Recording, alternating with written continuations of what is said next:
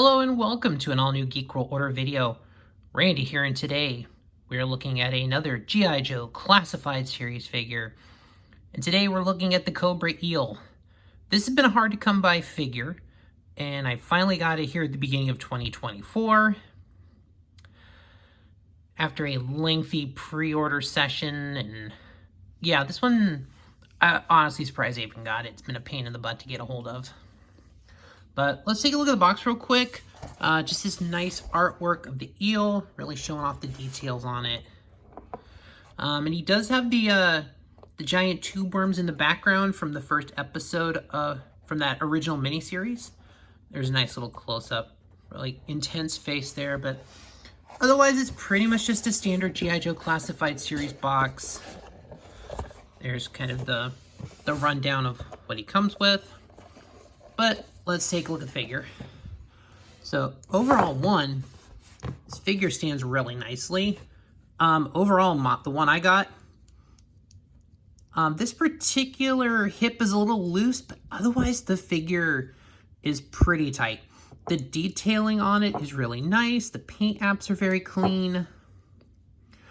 And just the silver Cobra emblem on the dive suit just really pops. It is so nice. Really makes for a nice looking figure here. Let's take a look at the head sculpt on this guy. He's got kind of an intense face. I think this is a reuse of some of the different trooper face masks we have, which makes sense. Gonna have a nice standard uniform look for Cobra. But yeah, articulation wise, he's got the ab crunch here, nice and tight. He does have the shoulders, the butterfly joints on the shoulders. Pretty much has the full range of articulation. It goes out all the way. Get your standard shoulder move, your arm movement. And he does do the whole leg all the way back thing. It's got the rockers, the forward and back. So full standard ankle articulation there. Yeah, he's got the rotating fists, the hip that can kind of go in and out. And he's got a nice belt there, some detailing. He's got a wrist communicator, dive watch, display kind of thing. And there's the kind of the port. Oh, I can already see that might be an issue. Just make sure that's nice and lined up. It does come with accessories, so let's look at those. First is the big backpack. And it does have a really nice eel logo. Dude, that logo is really nice. They've been coming out with a lot of kind of these faction logos, these subgroup things. And honestly, the eels with the anchor and the skull in it, the vicious looking eel. And it's got some little propulsion, so you can have some kind of propulsion under the water there.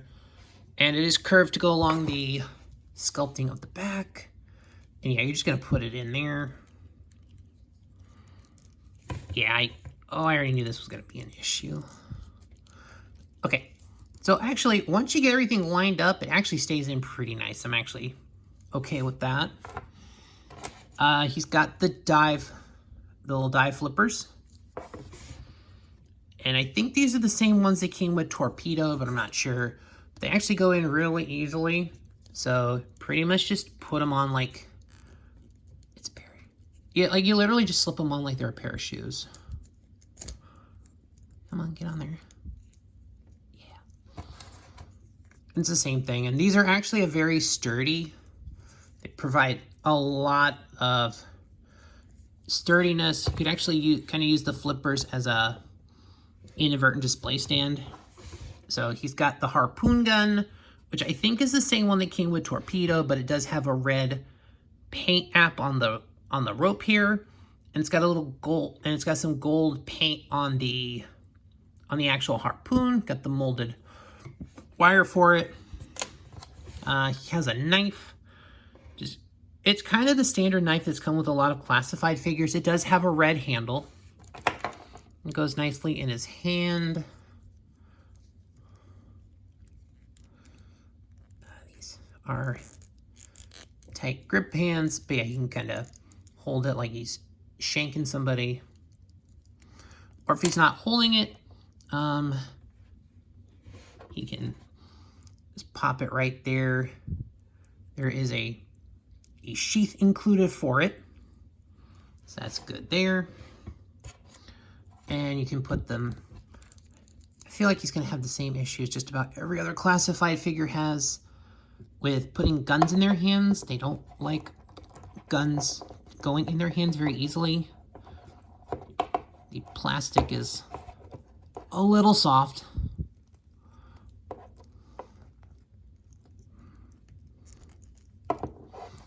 But yeah, as you can see, it's not, yeah, putting guns in a classified figure's hand is not a super easy process, especially when they're closed off with, yeah.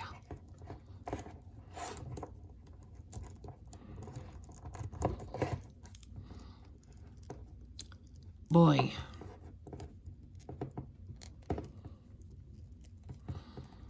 You can see I'm having a whale of a time getting this gun into his hand. Okay, come on, come on, come on. Just a little more. So yeah, you see how difficult that was? The soft, like I get they want the softer plastic so it's a little easier and it doesn't snap easily, but okay. We finally got the gun in his hand. Oh yeah, and of course his head does all the standard head rotation stuff. Oh, that's nice. He's got he's got the standard ball joint, but he can also move the neck a little bit for some additional dynamic range there. And the last accessory is this helmet. And the helmet is very nicely detailed. Got the black radio piece there. It's got this little, what I'm assuming is like a little torchlight on it. Some nice detail, and actually just putting my finger in there. Okay, so it is translucent plastic, so you can see through it. He's got the breather tubes. So let's put the helmet on him and, oh, okay, it's gonna be a tight fit. Okay, so let's, all right, so it's gonna take a little fiddling, but I mean, I get it. You do want it to be a tight fit, and there are some places for the hoses attached because that is the breather tank. So of course you want those going in there. And they attach in, they hold in really nicely. Okay, and you can move his head around. They flex just enough that these shouldn't pop down. Looks like they weren't. But he's got his spear gun, and just overall with the accessories on it. Oh yeah, so for mine, this thigh sheath kind of, or not, the calf sheath here kind of floats down. Sometimes you gotta just hold it back into place. But otherwise, it looks really good. I think you can get some really dynamic shots off of it, especially if you had like one of those display holsters. It could like maybe clip on like around a waist or something. You could definitely get some dynamic underwater poses. So yeah, make it look like you're swimming and attacking underwater. So you can definitely get some cool like dive shots and kind of looking back at a Joe and swimming away from him, shooting. There are definitely some really great options you could do as far as posing the figure and doing photography with it. Great posability. I wish I had a figure stand to do like some underwater poses with. That would be really cool. But overall, the eel, this is a really good figure. I am super happy with this. I wasn't sure what to expect out of it, but mine looks really good. I think the paint on this is really well done. The colors are great. I love that eel. I love that eel faction, that kind of sub-unit logo. It's a really nice distinguishing feature that one of the, maybe the original figure, and I never had the original figure in the 3 3/4 line. I had the 92 eel, the one from like 91 or 92 that was like blue and yellow, come with that cybernetic shark thing. as a child of the 90s, I loved that one. But yeah, so overall, that's the Cobra Eel. This figure just rocks. And I'm very, very happy to finally have this figure in my collection. And thank you for coming along with me on the journey here. Thanks for taking a look at this figure with me. If you have this figure, you like it, let me know in the comments below. Let me know what you think. Comment, like, share, subscribe. All those things that help the algorithm. And I will definitely see y'all in the next one, guys.